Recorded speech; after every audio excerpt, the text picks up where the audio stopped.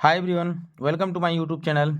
आज हम class 10th matric परीक्षा 2025 में जो होने वाली है उसमें से साइंस के शॉर्ट क्वेश्चन पूछे जाते हैं। जो बायोलॉजी से के कुछ महत्वपूर्ण सवालों को लेकर के मैं फिर से हाजिर हुआ हूँ।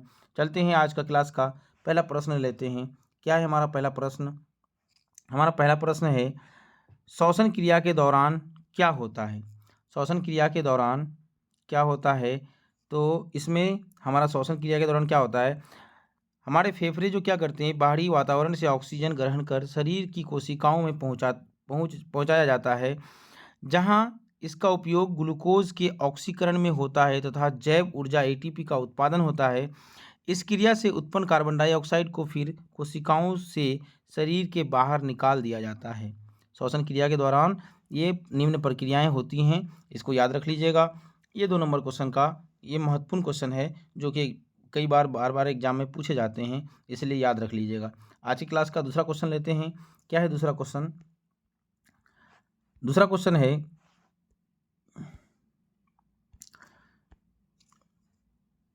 श्वसन क्रिया कोशिका के किस हिस्से में संपन्न होती है? श्वसन क्रिया प्रथम चरण ग्लाइकोलाइसिस कोशिका द्रव में तथा द्वितीय चरण क्रेब्स चक्र माइटोकॉन्ड्रिया में होती है। याद रखिएगा, पर 2 चरण होती हैं श्वसन क्रिया में। 2 चरण होते हैं, एक ग्लाइकोलाइसिस कोशिका द्रव में होता है और तथा द्वितीय चरण होती है श्वसन का, वो क्रेब्स चक्र कहलाता है, जो कि माइटोकॉन्ड्रिया में पूरा होता है। याद रख लीजिएगा, पहला प्रथम चरण जो होता है ग्लाइकोलाइसिस में होती है, कोशिका द्रव में होती है, और द्वितीय चरण जो होते हैं क्रेब्स चक्र कहलाते हैं, जो माइटोकॉन्ड्रिया में संपन्न होती है। आज की क्लास का तीसरा क्वेश्चन लेते हैं। श्वसन एवं प्रकाश संश्लेषण में मुख्य अंतर क्या होता है? श्वसन एक अपचायी कैटाबोलिक है, जबकि प्रकाश संश्लेषण एक उपचायिक एनाबोलिक क्रिया है। याद रखिएगा, दोनों में मुख्य अंतर है ये। आगे बढ़ते हैं, अगला क्वेश्चन है, ऑक्सीशोषण एवं अनॉक्सीशोषण में क्या अंतर है? तो ऑक्सीशोषण में ग्लूकोज का पूर्ण ऑक्सीकरण होता है, जो कि ऑक्सीजन की उपस्थिति में संपन्न होता है।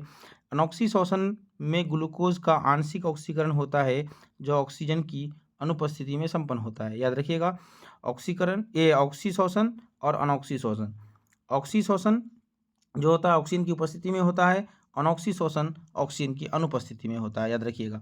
आगे बढ़ते हैं, अगला क्वेश्चन है मेरा, potassium hydroxide KOH potassium hydroxide का उपयोग इस प्रयोग में क्यों किया जाता है?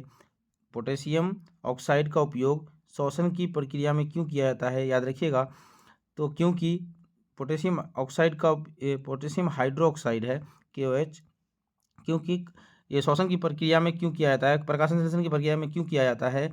याद रखिएगा, क्योंकि कार्बन डाइऑक्साइड गैस को अवशोषित करने के लिए। आगे बढ़ते हैं, अगला क्वेश्चन, श्वसन क्रिया किस समय होती है? याद रखिएगा, यह क्रिया दिन एवं रात हमेशा होती रहती है। याद रखिएगा, श्वसन की क्रिया दिन और रात दोनों समय होती रहती है। आगे बढ़ते हैं, अगला क्वेश्चन, पौधों में श्वसन किस अंग के द्वारा होता है? पौधों में श्वसन पत्तियों में उपस्थित रंध्र द्वारा होता है। अगला क्वेश्चन लेते हैं, क्वेश्चन 8वां, ग्लूकोज को कोशिकीय ईंधन क्यों कहा जाता है? याद रखिएगा, ग्लूकोज को कोशिकीय ईंधन कहा जाता है। कोशिका का ईंधन है कौन? तो ग्लूकोज है। याद रखिएगा, क्यों कहा जाता है? तो पढ़ते हैं इसका आंसर क्या लिखा हुआ है। क्योंकि ऊर्जा एटीपी के उत्पादन के लिए कोशिका मुख्यतः ग्लूकोज का उपयोग करती है। एटीपी के उत्पादन के लिए, ऊर्जा का उत्पादन के लिए कोशिका किसका उपयोग करती है? तो ग्लूकोज का उपयोग करती है, इसलिए इसको कोशिकीय ईंधन कहते हैं। आगे बढ़ते हैं, अगला क्वेश्चन, जनन किसे कहते हैं? वह प्रक्रम जिसके द्वारा जीव अपने जैसी संतान की उत्पत्ति करते हैं, जनन कहलाता है। याद रखिएगा, शॉर्टकट में ये डेफिनेशन है, वह प्रक्रम जिसके द्वारा जीव अपनी संतान में उत्पत्ति अपना पॉपुलेशन को जिस प्रक्रिया के द्वारा बढ़ाती है, उसे क्या कहते हैं? जनन कहते हैं। अगला क्वेश्चन, जनन कितने प्रकार के होते हैं? तो याद रखिएगा, जनन मुख्यतः 2 प्रकार के होते हैं, एक अलैंगिक जनन और एक होता है लैंगिक जनन। याद रखिएगा, लैंगिक जनन, अलैंगिक जनन। उसके बाद अगला क्वेश्चन है, अलैंगिक जनन की क्या विशेषताएं हैं? तो अलैंगिक जनन का क्या विशेषता हैं? यहाँ पर मुख्यतः आंसर लिखा हुआ है, पढ़ के सुना देते हैं, आप लोग याद रख लीजिएगा। इसमें युग्मक यानी शुक्राणु और अंडाणु भाग नहीं लेते। जो संतानें पैदा होती हैं वे आनुवांशिक गुणों के ठीक जनकों के समान होती है। इस प्रकार के जनन में या तो समसूत्री कोशिका विभाजन या असमसूत्री कोशिका विभाजन होता है। याद रखिएगा, अलैंगिक जनन में समसूत्री भी हो सकता है और असमसूत्री भी हो सकता है। इसमें शुक्राणु और अंडाणु भाग नहीं लेते हैं, याद रखिएगा। आगे बढ़ते हैं, अगला क्वेश्चन। लैंगिक जनन किसे कहते हैं? जनन की उस विधि को जिसमें दो भिन्न भिन्न लिंग अर्थात नर और मादा भाग लेते हैं क्या कहलाते हैं? लैंगिक जनन होते हैं। नर और मादा, स्पर्म और ओवम दोनों भाग लेते हैं, इसको क्या कहते हैं? लैंगिक जनन, लैंगिक जनन कहते हैं। आगे बढ़ते हैं, अगला क्वेश्चन क्या है? द्विविभाजन किसे कहते हैं? तो वैसा अलैंगिक जनन जिसमें एक जनक कोशिका से खंडित होकर दो संतति कोशिकाएं बनती हैं और जनक कोशिका का अस्तित्व समाप्त हो जाता है, द्विविभाजन कहते हैं। जैसे द्विविभाजन अमीबा में ज़्यादातर देखा जाता है। अमीबा में द्विविभाजन भी होता है और बहुखंडन भी होता है, याद रखिएगा इसका एग्जाम्पल के तौर पर। आगे बढ़ते हैं, मुकुलन की परिभाषा लिखें। मुकुलन एक प्रकार का अलैंगिक जनन है जो जनक के शरीर के धरातल से कलिका फूटने या प्रवर्ध निकलने के फलस्वरूप संपन्न होती है। मान लेते हैं कोई एक दरख्त है या पेड़ है, यहाँ से एक टहनी निकला और यहाँ से इस नया टहनी, नया जीव का निर्माण हो गया। ऐसे कटिंग करके अगर हम यहाँ रोप दें इसको, तो एक नया जीव का निर्माण हो जाएगा, नए पौधे का निर्माण हो जाएगा। इसलिए इसको क्या कहते हैं? मुकुलन कहते हैं, याद रखिएगा। आगे बढ़ते हैं, अगला क्वेश्चन।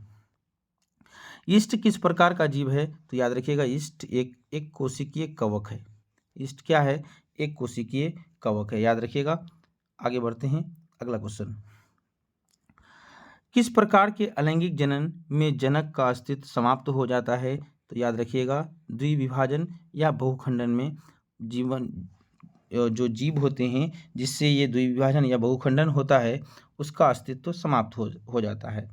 तो ये था हमारा टॉप 16 क्वेश्चन, 16 क्वेश्चन जो कि एग्ज़ाम की दृष्टि से काफ़ी इंपॉर्टेंट होने वाले हैं। इसको बारी बारी से याद कर लीजिएगा और एग्ज़ाम के लिए इसको रट लीजिएगा, काहे कि एग्ज़ाम में इसी तरह के क्वेश्चन पूछे जाते हैं।